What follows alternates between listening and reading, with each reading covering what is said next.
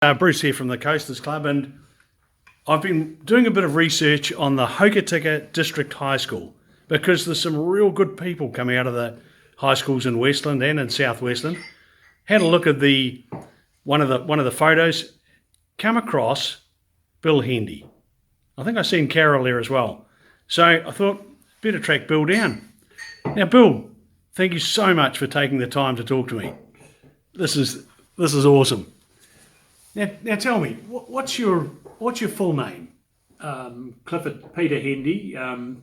Bill's a nickname that I got very early in the piece, and usually around home, most of the people that know me well know me as Bill.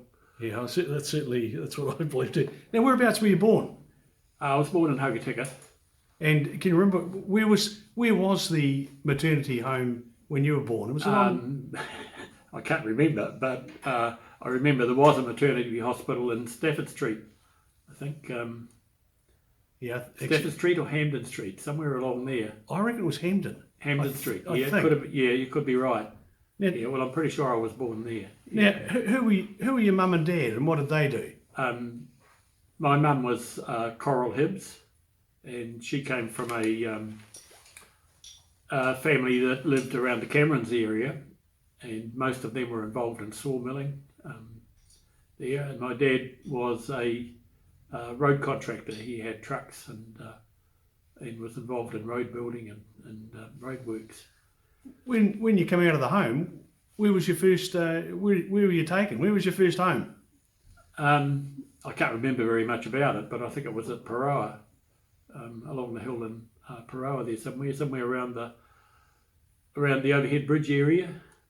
Okay, but I don't remember very much about that. So how long after that did you head for Hokitika? No, we went from the Paroa place when I was about 3. We moved down to South Westland, and our first home down there was a Ministry of Works camp just off the Waitoto Strait, between the road and the beach. Probably a couple of 3 kilometres before you got to the Waitoto River. So this side, to the north of the Waitoto River? North of the Waitoto River. On the right-hand side, heading down to Jackson Bay? That's right. Yes. Okay. And what do you remember about it? I can remember living in, we had 2 Ministry of Works huts joined together. They had corrugated iron roof and boarded halfway up the side, and a canvas. The top half of the walls was canvas, and I can remember the moorporks at night, and there was a little hole in the canvas right beside my bunk, and I used to dare the moorporks to bite my finger by sticking my finger out the hole. And so how old would you have been then? 3 or 4? Oh, 3 or 4. Yeah. And you can remember that? Yeah. Oh, I can. Oh, yeah. I love it. It's just some of those little things that stick in your mind. That. Now you're a true South Westland boy. What did you do as a kid to have fun? What did your family do in those days? Like now, they all play on the cell phone or whatever. What did you do? Well, in those days, I was quite young, and when I turned probably 6, I think, I got sent out to school. I lived with my grandmother at Camerons. But in the days we were down there, I had a big black dog called Digger, a black Labrador, and he was basically my playmate. There were no other kids even close to us. So, do you recall going whitebaiting as a kid? I can remember whitebaiting, but I don't. I went whitebaiting in Hokitika in later years. Yeah. Probably wagged high school like a lot of the kids did when the whitebait were running. Now, Bill, do you remember your grandparents? Do you remember anything they said, or did you miss them, or? I can remember my grandmother because I lived with her for a few years when I went to primary school at the Cameron School. Yep. And my father's parents lived at Paroa, yes, and I remember going and staying with them quite often as well. My grandfather was built the odd boat, and I was mad keen on boats, and so he was always my favourite. Well, he was my only grandfather. My mother's father died at quite an early age. I think he died not long after Mum was born. Okay, oh, that's good. Now, so you get to 5, 6 years old. Where'd you go to primary school? I started primary school at Cameron's, at the school at Cameron's. Can you remember any of the kids you were at school with? Yes, I can. I can remember Lois James, who was her and her husband Gordon Robinson, good friends with us even now. They live not very far from us. Oh, wow. And I can remember lining up at school, and me being the youngest at the school, I was at the back of the line, and she was the oldest at the school, and she was standing at the front of the line. So I could remember her quite well. Were there a bunch of Hibbses there? What were the Cameron names? Iltons, Hibbses, Russes. Russes. Oh, the Russes. Yeah, Yes. and Russes, Hibbses. Yeah. I can remember Tommy Johnson, the Rasmussens. Oh, nothing's changed. No. That's great. Yeah. So when you left primary school, you went to high school. Whereabouts did you go to high school? We shifted to Hokitika, and I started. I finished primary school at Hokitika. I was in Form 2 at the Hokitika District High School, and then on from there to high school, and continued high school at Hokitika. And that was the Hokitika District. Hokitika District High School, yes. Many students there? Oh, yeah, I'd be guessing at how many, but yeah, it was quite a big school. Yes. And the building, you'd have seen the building in recent years. Was it much different? Yes. When I first started there, it was a stone building, or a brick or concrete building, I seem to remember. Yeah. And I can't remember what year, but the new school got built on another section in front of what was the old school building. And they did Buller High School at the same time. They changed the structure of the buildings, didn't they? Yes, yeah. It was the new building was very much like it is today. It's a wooden building, weatherboard building. If there was a favourite subject at school for you, can you recall what it was? What did you like? Probably history. I think I quite enjoyed art. That's interesting. I was interested in maths, but I was never very good at it. Now, can you recall a teacher? Did you have a favourite teacher? One that actually you remember?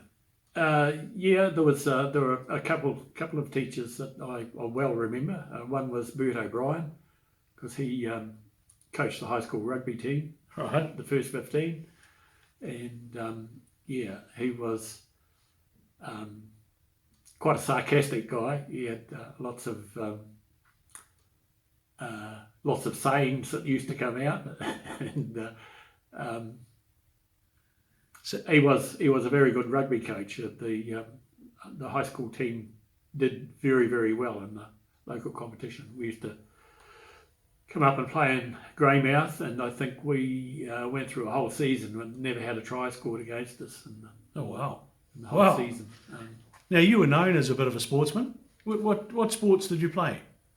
I played rugby in Hokitika, played at school, and then after I left school I played for Kiwi Rugby Club. Never did all that well at it, but You recall enjoyed any of it. Do you recall any of the guys you played rugby with?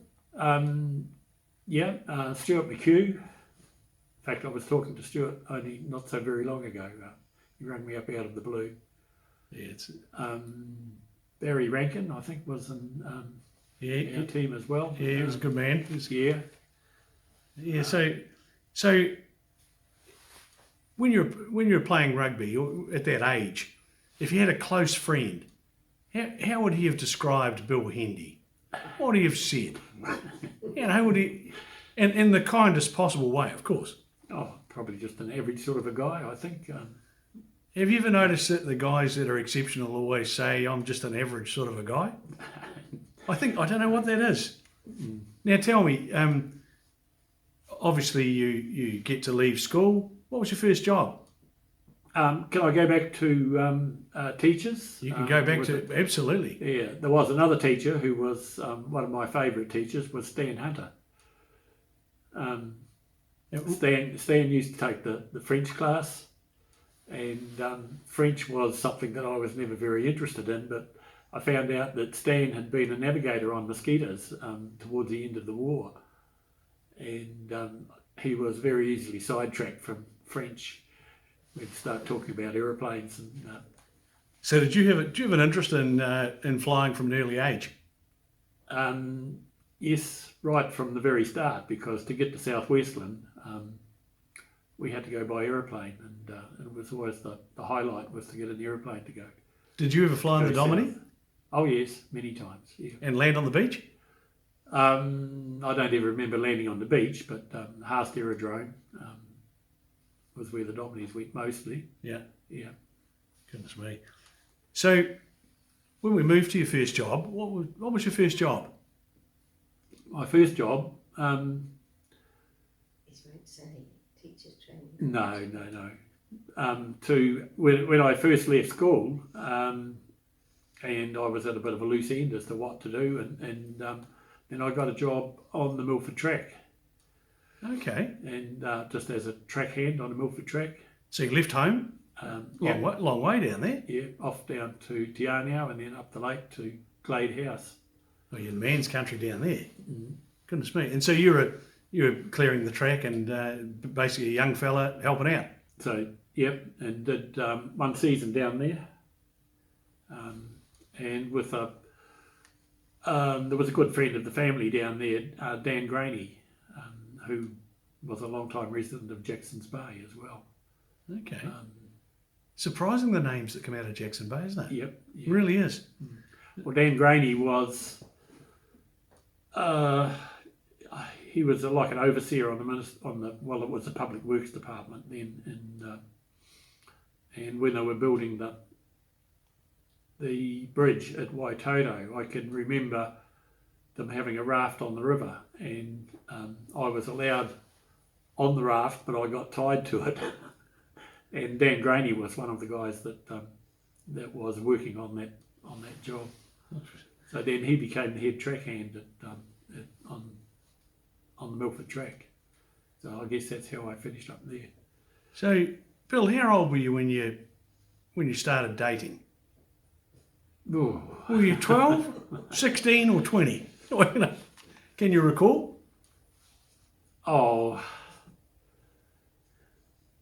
Dating as such, probably,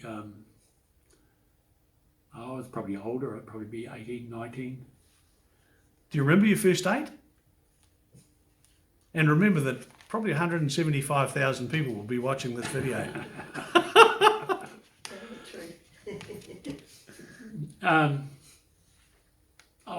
Dates as such, I don't know. We had dances, and you would take a girl home from a dance and that, but it wasn't really, I don't think you would really call it dating. Did you ever go to a Bruce Bay whitebait ball? No. So were the dances held in the local halls, or where were they held? Oh, there was dances at Kamara, and Gladstone, I think, was another favourite place for dancing. Okay. Canary Hall, Oh, of course. used to be dances there as well. Yes. So, do you remember when you had your first date with your good lady, who's sitting to my right? Yes, that would be here in Nelson, I think, wasn't it? Yeah, about 1961, 2. Yeah, about 1961 or 62. Yeah. Fantastic. And how long did you know her before you become you got married? Was it quick, slow? 3 years. 3 years, I guess. Oh, the Yeah, standard term of apprenticeship, Yeah. as we all do. Yeah. You've seen a lot of changes in over the years. What are the biggest changes that you've seen? The ones where you look back and go, I mean, for me, I can remember TV coming in and sitting down in the main street of Westport where someone had hooked a wire to a TV and there was something from Australia coming in. We couldn't quite tell what it was, but there would have been 50 of us there outside of Greenwoods. Can you remember, something that... I think the electronic technology, the phones, if you'd have told us, say 20 years ago, that we could have in one top pocket a device that we could talk to anybody anywhere in the world, and in the other pocket we could have a device that would tell us exactly where we were in the world, like a little handheld GPS. Yeah. And well, basically you can do it with one device now. You've got a phone which is also a GPS, got maps, got everything you could need in it. That technology, change. if you look back 20 years ago, and if you'd have said, yes, you can have a device like that in 20 years' time, you'd never have believed it. Was there a person in your life that come along and changed the direction you were going? Someone, unrelated or whatever, but someone who come along and sent you into a direction that was a great thing for you?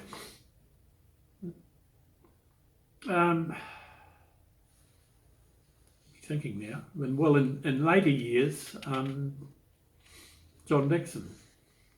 Wow. I was just looking at a photo of John Dixon this morning. Yeah. John was a guy I had the utmost respect for, and I worked for him like he was chief pilot at Mountain Helicopters. Yep. And I think he had quite an influence. When John died, it was a sort of a change in direction for me, really. Yeah, I guess a lot of us remember him well. He was a very decent person. Is there anything you ever wanted to do that you haven't done? You got plenty of time. Did you ever want to go somewhere or do something or do whatever,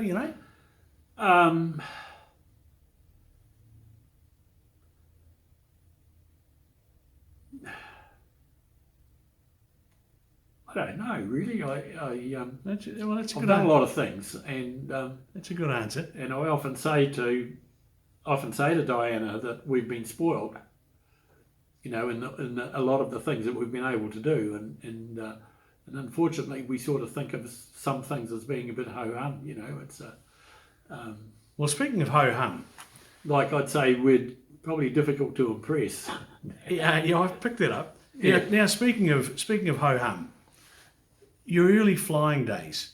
Now, I've got photographs. My father was a pilot, and he flew at the Greymouth Aero Club, and I've got photos, and I know you're in some of them. And tell me, how did you get into the flying thing, and when did you start? When did you get your license?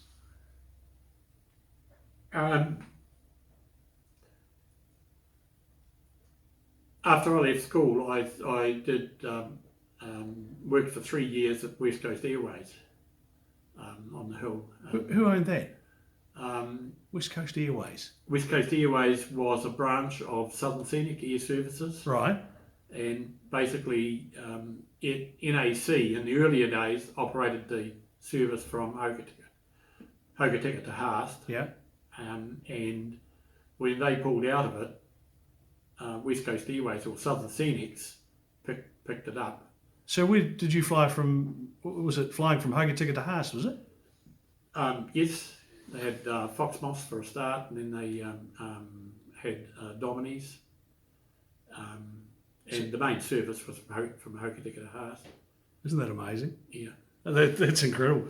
So you then carried on your flying career out of Greymouth, or was there a gap, or was there something in between? Well, at that stage, when I was working for West Coast Airways, it was mainly engineering based, and I used to drive the top dressing loader and help out with stuff like that. So were they flying Fletchers, or was it before that? No. It was, Well before that? Osters and Okay. Moss, yeah. And did you ever have a Piper Cup? You'd have flown a few of them, I I've reckon. flown Piper Cups heaps, but no, I've never owned one. When did you start getting involved with that wonderful industry, the venison recovery industry? you know, when did you actually? I know that there were guys that flew osters and Piper Cubs out of river valleys, shipping deer out and all sorts. Were you one of them? No, not really. In the early days, Henry Buchanan had a DH-83 Foxmoth, and I used to fly that off and on, flying whitebait out of South Westland, and we used to do the odd bit of shooting as well. And that was a way back. It was before the venison recovery boom, but I was out of it over the boom period. But I came back to it when I started working for Mountain Helicopters in probably the mid 70s. Yeah, about 1979. Yeah, No, it was earlier than that. we didn't come out of the shop until. Yeah, but I 78. started doing work for them before we came out of the shop. So, Remember. Bill, lots of talk these days about whitebait. Now, flying whitebait out for Henry must have been a real adventure. Was there a lot of whitebait around? Were the numbers huge, or with time have we just started to exaggerate how much whitebait there really was? No, I think there was plenty of whitebait around in those days. There was they used to get huge runs down in South Westland, and sometimes I would do 2 trips a day. Yeah. What would the plane take? How many kerosene tins? 6 or 8? No, I'm guessing. Yep. No, it was more than 6 or 8, I think. And you're flying off airstrips up the valleys or airstrips on the beach, or? No, mostly we took it out of Muscle Point. We'd be trucked up to Muscle Point and then flown out of there. fly it out to Greymouth and put it on the train from Greymouth. What was Henry Buchanan like to work with? Yeah, I enjoyed working for Henry. I actually worked on his fishing boat at times as well. A real southwestern man. Yeah. No question. Yeah. Now, you then the venison industry then started to take off, and probably have to be the late 70s, I guess, when Tim Wallace started. No, it would have been earlier than that. I think it would have been early 70s. I think that. And what were you doing? Blue Marlin Fish Shop in Tainui Street. Oh, really? Yeah. And so you were okay. So you had a fish and chip shop there. Mm. And did you enjoy that? I didn't mind it, but my wife didn't think very much of it. Yeah, no, I could probably relate to that. But you get to meet a lot of people. Yeah, we did. Yeah. So when did you get drawn back into the flying? Well, about the time that we decided it was time to sell the shop and move on. Yep. And of course, the big question then was, what am I going to do? And I thought, well, I should start. I'd let my license lapse, so I thought, well, I better renew my license and go down and see Mountain Helicopters and see if they'll give me some work. And who owned Mountain Helicopters? It was part of a bigger company called Consolidated Traders. It was sort of Giles, was it? Rex Giles. Yeah. Yeah. Oh gosh, it was. And Mick Tyndall was the. I guess Mick was the general manager of Mountain Helicopters itself. There were two unbelievably famous southwestern names there. Goodness me. Yeah. And so when you went when you went back down, were you flying, or when did you get into the engineering? Because you had a great reputation as an aircraft engineer. When did all that start? Well, that started at West Coast Airways back in the early days, and then of course I had a big gap away from it. Yeah. And then when I went back to Mountain Helicopters, I started, while we were still in the shop, I started doing some part-time flying for Mountain Helicopters, just flying their fixed wing around, Yep. shifting engineers around and moving people around the country. And then when the shop finally sold, they gave me a permanent job, but basically I was doing whatever cropped up. When there was flying to be done, I did that, and when there was no flying, I did engineering work in the hangar. So where was the first venison factory? You know, they were clearly shooting deer. Where were they processing them back then? there was a factory in Hokitika up on the hill, or just north of Hokitika. Oh, okay, that was, yeah, yep. How, I think it was. Yeah, up on the top there, 3 mile there. Yeah. Right. Mm. Now, so did you ever fly helicopters? Yes. After I'd been at Mountain Helicopters a year, I think, a couple of years, they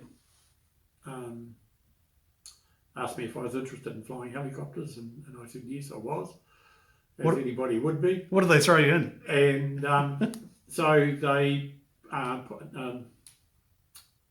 John Dixon flew a Hilla 12E down to Makarora, where a guy called Larry Larrabee had a training school, and he and I flew down in a fixed wing, and we swapped machines, and he said, there you are, there's your helicopter, when you can fly it, bring it home. Yeah, the Hilla, is that the same sort of machine that was on MASH? Was it? No, a little bit different. They were Bell 47 or Bell type helicopters on that.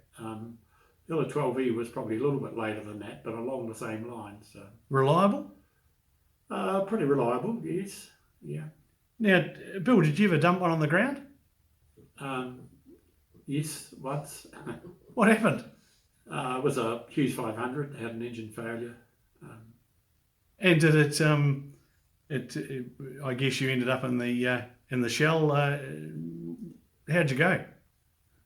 I got it on the ground all right. It was down near the beach in Kakapotai, and I managed to skid it onto the ground and amongst some scrub and that. But unfortunately, the blades flicked back and hit the tail boom.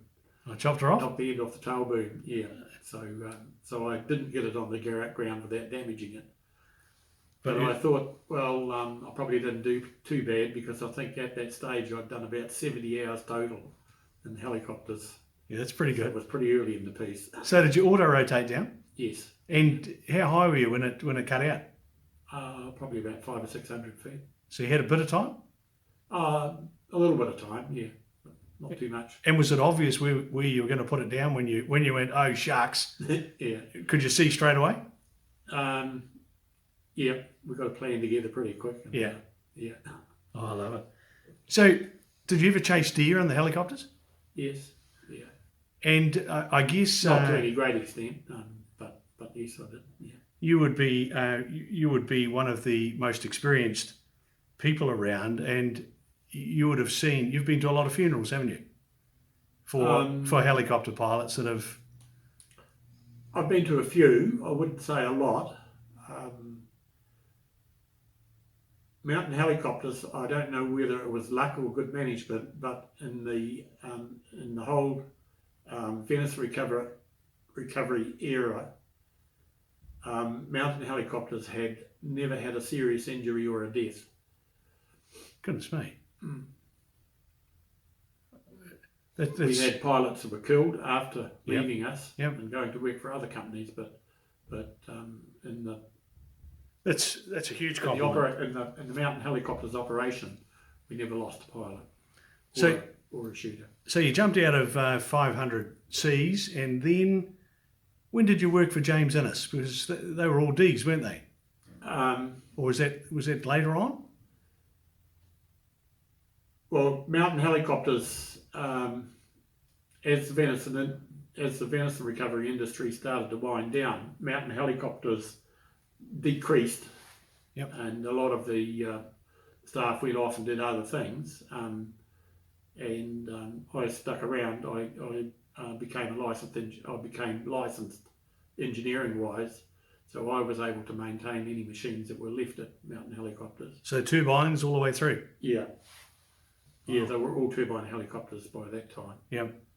So at what point did you work for James Innes at one stage, didn't you? Well, after Mountain Helicopters was winding down, James Innes came along and he bought the hangar. And this is the hangar in Greymouth? Yes. Okay. And he set up a company called Helicorp. That's right, I remember. Yeah. and he was in partnership with the Nolan boys. Well, Patrick will be watching this interview, Yeah. guaranteed. Marty won't, but we remember Marty. So yeah, both Patrick and Marty.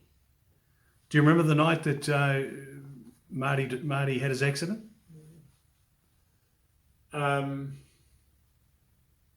I don't particularly remember it, but I remember the news coming through about it when he was killed down at Cascade.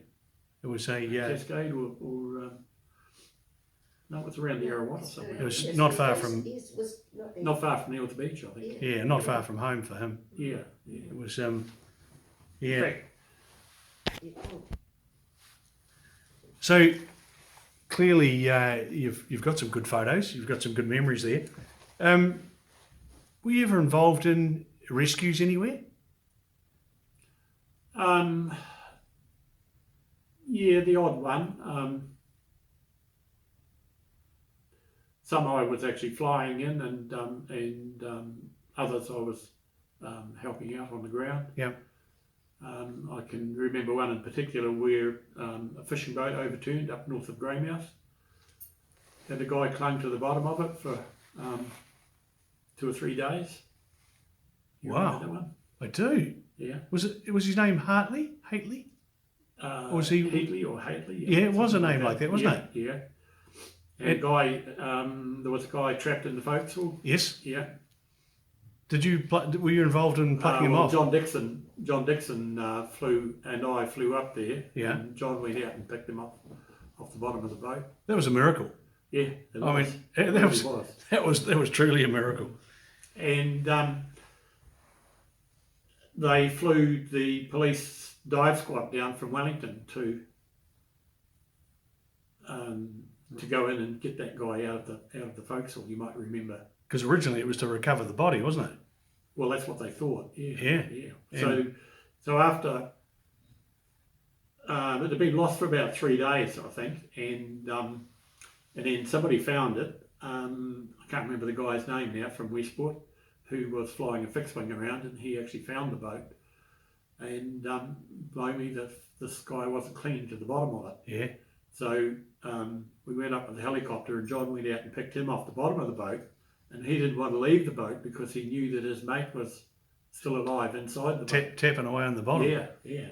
So then the dive squad came down, and they arrived in Westport at night, and then they went out and they actually got him out.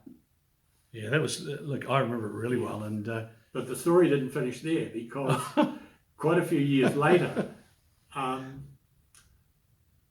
when we lived in Nelson here, in Richmond, just up on the hill here, and the guy shifted into the house next door to us changed hands. And the guy that moved into it was a diver, and he went overseas and dived on oil rigs and pipelines and what have you. yeah. And I was over at his place one day and having a few beers, as you do. And I looked at a certificate that he had on the wall, and it was an award that he got for a rescue that he'd done like that. And I looked at it and I thought, that looks familiar. And it turned out that we stayed at the same hotel in Westport, and we'd actually had breakfast together. God knows how many years before. It's a funny old world, isn't it? Yeah, it is. Yeah. And so the venison industry was starting to wind itself down. What did you do then? I continued to do some engineering in Greymouth. Yes. And there was just a few hanger-ons, mostly in Hughes 300s, who were still chasing deer and still trying to make some money out of it. And So who had the 300s? Would have been Dando? Brucey Dando. Brucey had one? Colin Tuck. Oh yeah, of course. Had one. Tom Trevor, I think, had one up at Takinga. Yeah, another famous name. Yeah. And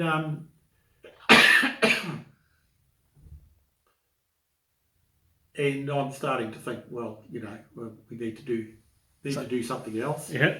And a guy who I'd done some work for off and on before, a guy called Peter Bailey, operated an engineering base up here in Nelson. And he rang me up and asked me if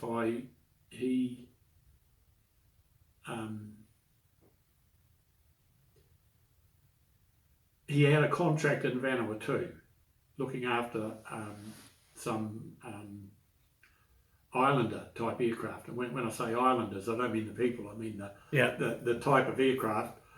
And he asked me if I'd be interested in going up there and looking after the contract for him. And I sort of thought, well, I can see that if I do that, I'm going to become itinerant and I'm going to be doing, coming and going overseas all the time and that. So I said no. And he said, well, will you come up here and look after the shop for me while I go over there and do it? So I said, yeah, right, I'll do that. So I came up here, and while I was here then, an old mate of mine, Tommy Sunnix, he worked for Air Nelson. And he came to me and he said, you should keep an ear to the ground. He said, because there's some things are going to happen at Air Nelson. And anyway, while I was there as well, Robert Ingalls came down and had a yarn to me and said, are you interested in working for us? And he said, you better come and have an interview then. So Tommy Sunnix, he did my private pilot's license. did he? Yeah, he was. Yes. Well,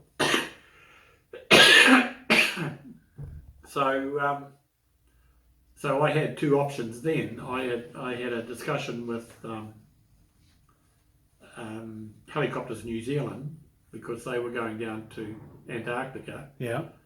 And they offered me a job as an engineer in Antarctica, and I said no, I wanted to be a pilot down there, not an engineer. Yeah. Because I didn't like getting my hands cold. And while we were talking about that, anyway, the Air Nelson job firmed up, and I took that. And what was it? It was a job as a co-pilot on a Metroliner. Okay, so you started on the metros. Yeah, started on the Metroliners, and at that stage I didn't have an airline transport pilot's license, so I couldn't be a captain. Yep. So I served my time as an FO on the Metro and worked hard on the exams and got an ATPL, and then I got promoted to a captain, carried on the Metros. And so after the metros, I guess we moved into the Saabs. Was it? Yes. Is that how it went? 1990, the first Saab turned up, and the first Saab was actually based over in Blenheim, and it was about 6 months or so, I think, before one actually got based out of Nelson, and then I got a job on that and carried on Saabs. In the left-hand seat or the right-hand seat? I started initially on the left-hand seat, Yep. but for only for 2 or 3 months, and then went to the right-hand seat, the left-hand seat. Sorry, other way around. Yeah, the other way around. Yeah, so the Saabs, of course, then become a huge part of New Zealand aviation, didn't they? Yes, they did. And all yes. based out of Air Nelson, I guess, mainly? Yep. Air Nelson built up to 17 Saabs. I think we operated 17 Saabs in those days. And did you, with your, you went through, become a captain, did you ever get involved in training or? Right from the first couple of months I was at Air Nelson, I became the ground instructor for the Metroliners. So I organised the ground schools, and then when the Saabs came, I moved on to the Saabs and did the same thing there. So I set up, or I helped set up the ground school, and then was a ground instructor right through the Saab era. And then also when we changed to the Dash 8s, I set up the ground school for the Dash 8s as well. Wow. And you can recall, well, of course you can recall some of the interesting people that you worked with at Air Nelson? Yep. still friends with a lot of them. Bob Gard was or at that stage, I think he was the training manager at Ian Elson when the Saabs arrived here. Still see Bob off and on. He lives in Blenheim. Now, we both had a great acquaintance with George Claxton. Is George round these days, or where's George? George and I have actually worked together through 3 different companies. So George flew for Como? George flew for a company that was associated with Mountain Helicopters. So when I first met George, through doing engineering work on his helicopter when he was at Mountain Helicopters, and we became quite good friends then. And then, as you know, Como Holdings, when George was at Como Holdings, and he approached me about. How did he manage to entice you into that? I was doing up the Jet Ranger, wasn't it? That's right. I think you sent the Jet Ranger up to me To be overhauled? And at the end of that, when I delivered it back, he offered me a job. Best thing we ever did. Now, you know that, do you remember the Cessna 340? Yes, I do. Now, there's only one story I have to tell you about that, and we were flying over Cook Strait. There was George was flying, I was sitting in the back seat. There was a huge bang. All of the windows inside went white. Yeah. And I guess that wasn't the only thing that went white. It depressurised. At depression, we're at about 10,000 feet, something like that. Yeah. And I remember George going, and he turned around to me, he said, I don't know what's going on, but I can fly the aircraft, no problems. Yeah. And then we dropped down to 3,000 feet very quickly once we got clearance. Yeah. And he put it on the ground. I tell you, I shook for a week. He was as cool as a cucumber. Yeah. And that was the thing that I recall most about probably you and him, was the very level, calm approach you took to things. Yeah. You know, it's quite amazing. Well, and after Como Holdings, George and I both turned up on Ian Elson's doorstep at the same time. And was that coincidence, or was it just... we'd been talking to each other. Of course. So, yeah. And did George fly Metros as well? Yeah. Yes. What a coincidence. Yeah. And Saabs. And then where did George head to after that? Did he go to Aussie? Well, he spent a few years at Ian Elson, and then he was offered a job as operations manager for a company called Mac Air. Okay. In Townsville. And he took that job, and when he needed some ground school type work done, because they got Saab aircraft as well. Yeah. And George asked me if I'd go over there and do some ground schools for them. So.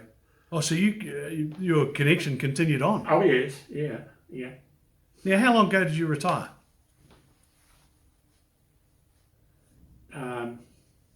Wouldn't be 10 years, would it? No. I retired from flying. It'd be 10 or 11 years ago that I retired from flying. But I continued to run the ground schools. And these days, you and Di live in Nelson? Yes. Loving it? Yes. It's a beautiful place, isn't it? Yeah, it is. Yeah. You know, nice. Is there anything you miss about the coast? We miss a lot of friends, yes. We've still got 2 granddaughters live on the coast, so two granddaughters and a great-grandson. Well, anything else you'd like to add? Have we missed anything?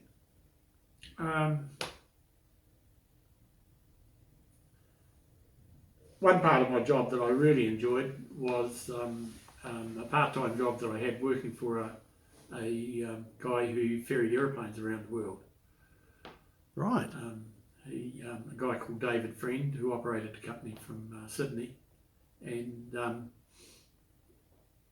early in the piece, there were some metros in the States that needed to come down to New Zealand that Air New Zealand Air Nelson had bought, and for some reason or other, I got selected to go up there and help to accept the aircraft and to help to ferry them home.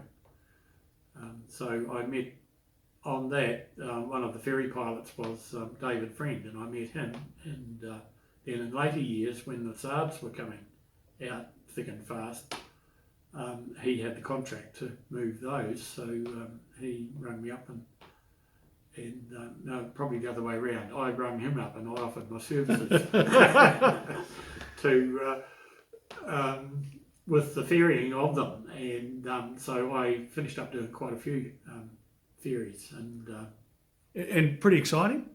and It'd be different. different, yes.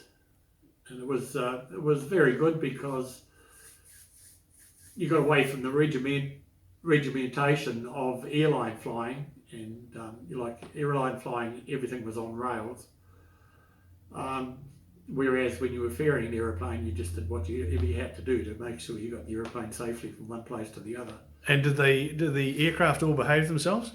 Yes, they did. Actually, isn't that amazing? We never had any real problems. Were you involved in bringing the Beechcraft back with George from America? No, but I was involved with George, and I took it to Australia When it got sold? Yeah. And did that go up through Rail Island, or how did you do that? We went from Auckland to Norfolk. We spent a night in Norfolk, and then we went to Lord Howe. A good flight? Into Bankstown. Yeah. That was a nice aircraft. Yeah, it was. It was a beautiful aeroplane. Yeah. So Don't what else? What else can we talk about before I shut it down? This has been so interesting. What about all your times in Nepal and going up in China, your Chinese pilots, things? Yeah, Air Nelson developed a bit of a reputation for training, and there was a Saab simulator in Melbourne, and we got quite a lot of contract training for other companies. One of the companies I did it for was Mac Air, as I mentioned earlier. Yeah. And even in later years, after George left, Mac Air still kept coming to us for ground school. So I think I went to Townsville not all that long ago, and did about 4 or 5 courses up there for their pilots. Incredible. But one interesting exercise we had was in New Zealand got a contract to train some Chinese pilots. How did that go? And they asked us if we would take it on, and we said, well, how good is their English? And they said, oh yes, they all speak very good English. So we said, oh yeah, all right, we think we can run a ground school for them. And so the pilots turned up, and there were 6 pilots and 3 interpreters with them. And we sort of said, well, why have they got 3 interpreters with them? So we got one of the interpreters aside, said, well, how good is their English? And I said, oh, they don't speak English at all. So, were you able to do the job? Were you able to help them, or was it? So luckily we had 2 or 3 days before the courses started, and they brought a Chinese translation of the Saab manual with them. So we made OHPs of all the Chinese diagrams and what have you, Yeah. and matched it with an English one, and put them all in a folder, so that we could put a Chinese one up, and then we could point to the Chinese writing on it and say, this is what it says in English, and the interpreter would then interpret it to them. Yes. And then whatever they replied back to us, then they would interpret that back to us. You wouldn't want anything going wrong quickly, would you? No. Well, and surprisingly it worked.